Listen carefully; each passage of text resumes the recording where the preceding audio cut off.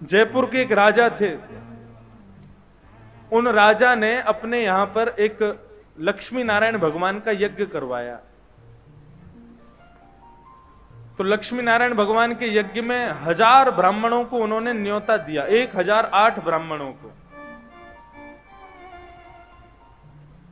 वृंदावन से 1008 ब्राह्मण जयपुर पहुंचे और जयपुर में 1008 कुंडियों में यज्ञ चल रहा था लक्ष्मी नारायण भगवान का। सावधानी से सुनिएगा।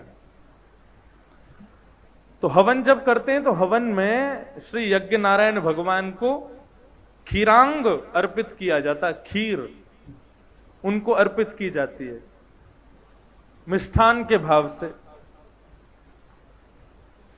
तो राजा के यहां पर रोज यज्ञ होता था, लेकिन राजा अपने कार्य में व्यस्त रहता था, वो नहीं जाता था यज्ञ में, वो अपने भवन में बैठा रहता था।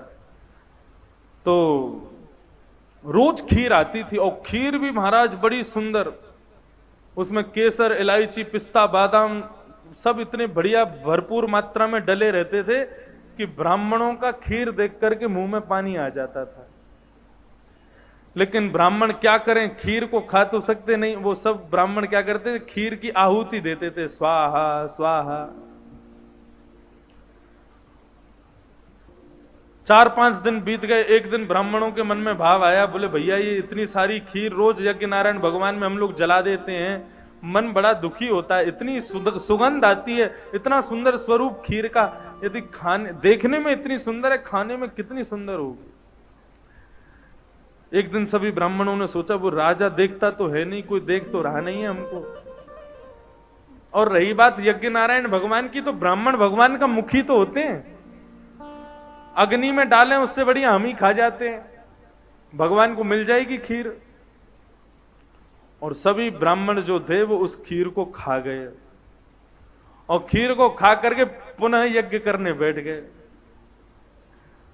रात्रि में राजा जैसे ही सोने के लिए कक्ष में गया, कक्ष में जाती सोया तो उसके स्वप्न में शंख चक्र गदा पद्मधारी चतुर्भुज रूपधारी श्री नारायण भगवान लक्ष्मी सहित प्रकट हो गए।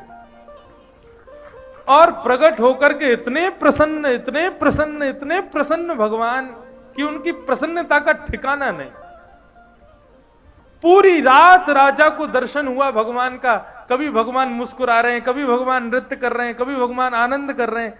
राजा बोला भगवान बड़े प्रसन्न हैं। सुबह सुबह राजा उठा, राजा इतना प्रसन्न, अपनी पत्नी से बोलता है, बोले देवी रात में मुझको स्वप्न आया। उसकी पत्नी बोली स्वप्न में नारायण भगवान को देखा? बोले हाँ तुमने भी देखा? बोले अरे कल तो रात भर की, कल की नींद तो बार बार मिले, कल ठाकुर जी को देखा और उसमें भी प्रसन्न मुद्रा में देखा। राजा के नेत्र सजल हो गए, शायद हम जो यज्ञ करा रहे हैं ना, उस यज्ञ से नारायण भगवान बहुत प्रसन्न है, तभी हमको दर्शन दिया। चलो देवी तैयार हो जाओ, आज जाकर के ब्राह्मणों को प्रणाम करके आएंगे। ठीक है। ब्राह्मण सब यज्ञ में बैठे, एक दूसरे से कह रहे हैं भाई सुनो, कल खीर खाई थी तुम लोगों को, किसी से कहना नहीं, कभी किसी से कह तो नहीं दिया ना? तो बोले नहीं नहीं आप चिंता मत करो, खीर पेट में गई, ऐसे ही बात भी पेट में जाके पच गई, किसी को नहीं बताया हमने। अब यज्ञ करने बैठे ही थे, खीर की सामग्री जैसे ही आई, सब ब्राह्मण एक दूसरे का चेहरा देखने, कल वाली चीज कर रहे हैं आज भी? बोले हाँ कर लो। अब सब ब्राह्मणों ने दोने में खीर जैसे ही ली, इतने में ही राजा आ गया।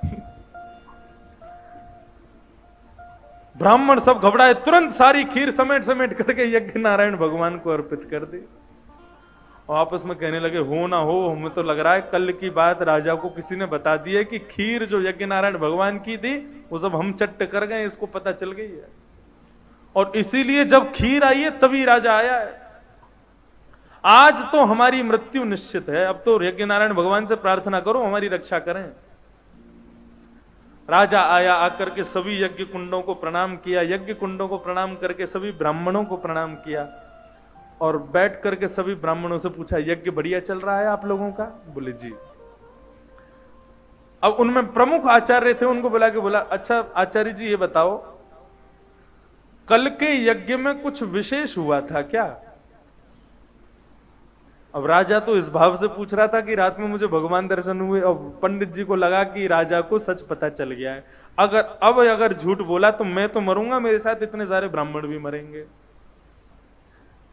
पंडित जी चरणों में गिर गए, बोले राजा क्षमा कर दो, हमसे बहुत बड़ा अपराध हो गया। कल की यज्ञ में, कल हम लोगों ने, आप जो ये रोज खीर आती थी यज्ञ नारायण भगवान को चढ़ाने के लिए, कल हम लोगों से रहा नहीं गया। इतनी सुंदर इसमें से सुगंधी आती है, इतना सुंदर इसका स्वरूप, हम लोग कल की खीर यज्ञ नारायण भगवान को देने की वजह स्वयं खा गए। कल हमसे बहुत बड़ा अपराध हो गया, राजा क्षमा कर दो। राजा के नेत्रों में आंसू आ गए, और ब्राह्मण को उठाकर के हृदय से लगाया, चरणों में प्रणाम किया, बोले प्रभु आप इतने दिन से यज्ञ कर रहे थे, भगवान शायद प्रसन्न नहीं हुए, लेकिन कल यज्ञ में भगवान की जो खीर थी, यज्ञ नारायण के लिए जो खीर आई थी, उसको आप लोगों ने पाया, आप लोग सत्य मानी, आप लोगों के पाती मुझे ऐसा लगा नारायण तृप्त हो गए, और तृप्त होकर के उन्होंने मुझको स्वप्न में दर्शन दिया। अब मैं आपसे यही प्रार्थना करूंगा, इस यज्ञ की पूर्णाहुति आज ही कर दो, आज ही यज्ञ विराम देकर के आप राजभवन पधारो, अब बाकी के शेष दिन केवल भोजन पाओ, चक आनंद करो, क्योंकि आपके भोजन पाने से ठाकुर जी प्रसन्न हो रहे हैं। इसलिए ब्राह्मण श्रेष्ठ है।